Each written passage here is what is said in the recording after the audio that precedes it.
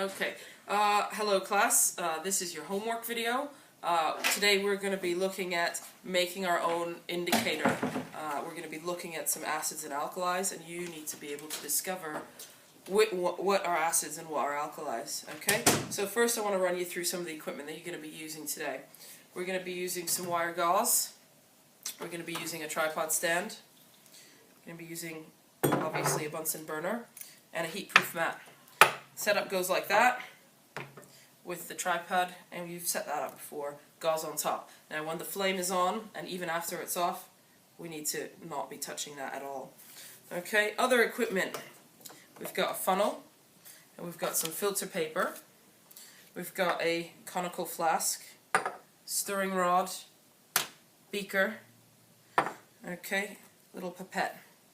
New equipment that you might not have seen before. We've got a mortar and pestle, okay, and we've got dimple trays, and we've got some red cabbage, okay.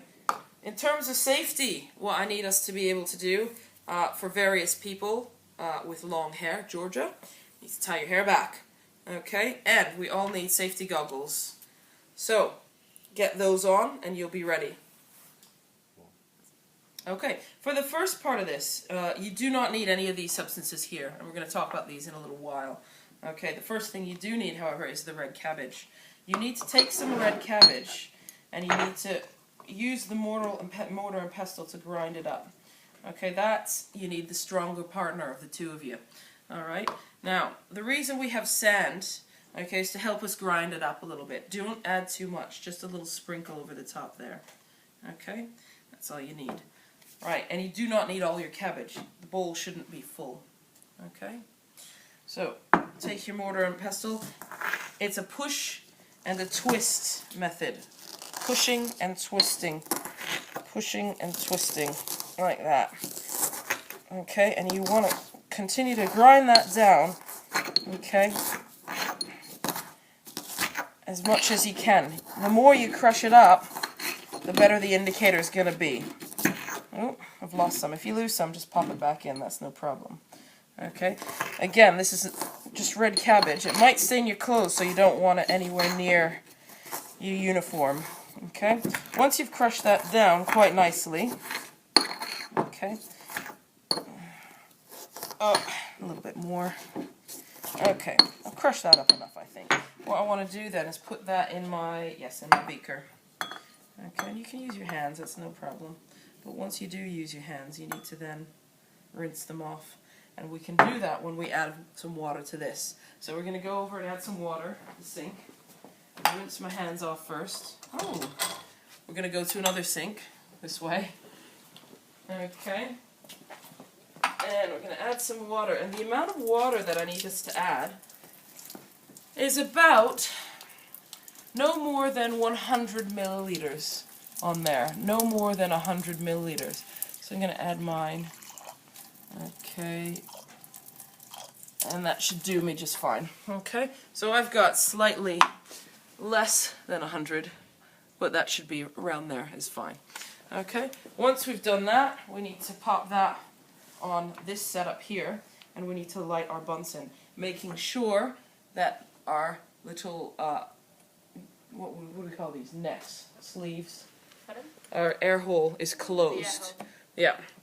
Okay, so we want to light our Bunsen burner nice and safely. Okay. Once you've got your flame on, I want you to turn it on the roaring flame. Okay, we're going to leave that for about 3 to 5 minutes on there. Okay? Okay, so after about 3 minutes, you can just give it a quick stir. Basically, you're not getting this to a boil at all, okay? So we're going to turn the gas right off. You want this to be nice and safe to touch. You do not want it any hotter than 3 to 5 minutes.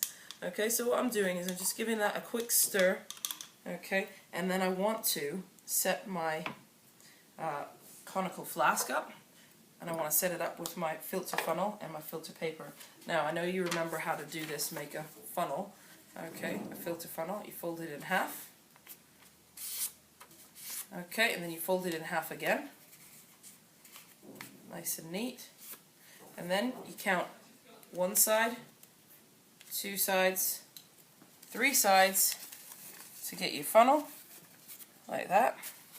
That goes in there, and that goes in there. Okay, now you might need a partner to hold this down nice and neat. I'll see if I can do it. Okay, nice and neat. So what I'm going to do is I'm going to really carefully pour this liquid into the funnel so it's filtering properly. Okay, keeping in mind I do not want to fill it above that paper because it will not filter if that's the case. So I'm going to filter that out like that. No need to notice I'm using my stirring rod to block the cabbage from going in there. There's absolutely no reason for that cabbage to go in there. Okay?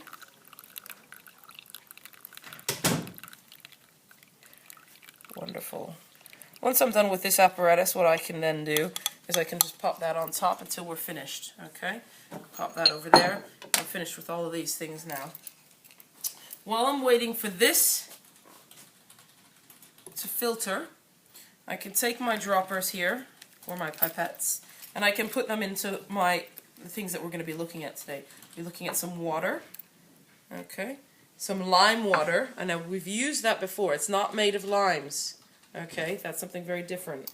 So we use that one there. We've got some vinegar, dropper goes in there. We've got some, what is that, alcohol, lovely, we're going to put that in there. We've got some sodium hydroxide. We've got some sodium carbonate, and we've got some HCl, which is called hydrochloric acid. Okay, it's very, very important that when you use these droppers in these substances that are all clear, by the way, that you keep the dropper in that location. There's no point using the hydrochloric acid and then dipping it in alcohol, then dipping it in vinegar, then dipping it in lime water. Okay, because that's mixing them up, and we don't want to mix them up. We want to keep these samples pure. Okay, so we've got our universal, or not our universal indicator, our cabbage, red cabbage indicator almost ready to go. Okay, in fact, while we wait, what I'm going to do is I'm going to just pop this in here because I want to use this now. Okay, so that can sit there.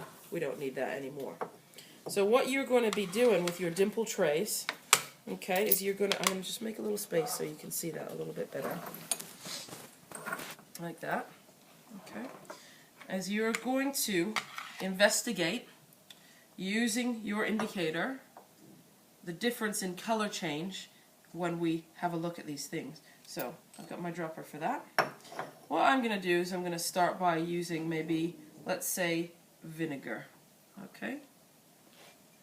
Okay. What you need to do is you need to drop maybe 5 drops of vinegar into one of the dimples. Okay? Once you've done that, you take some indicator and you only need 1 or 2 drops. And notice how the color is purple here. Okay? 1 or 2 drops to note a color change, and that's all you need there. Okay? So you can note a color change. Maybe there's a color change, maybe there's not a color change. Okay? That's up to you to have a look. Okay? So what you're going to be doing is you're going to be making yourself a table, and down the side you can have vinegar, you can have water, you can have lime water, like all of these substances, and then on the other side you're going to have color change. Did it turn what color? Okay? I will be putting that on the board for you at the beginning of the lesson so you can get that into your books or onto a piece of paper. That's no problem. Okay? And this is what we're going to be doing. You need to remember that you need to make a snap guide of every single step that you've seen today, including the results that you make. Okay? Using snap guide to make your presentation at the end. Okay? Thank you very much for watching. Good luck.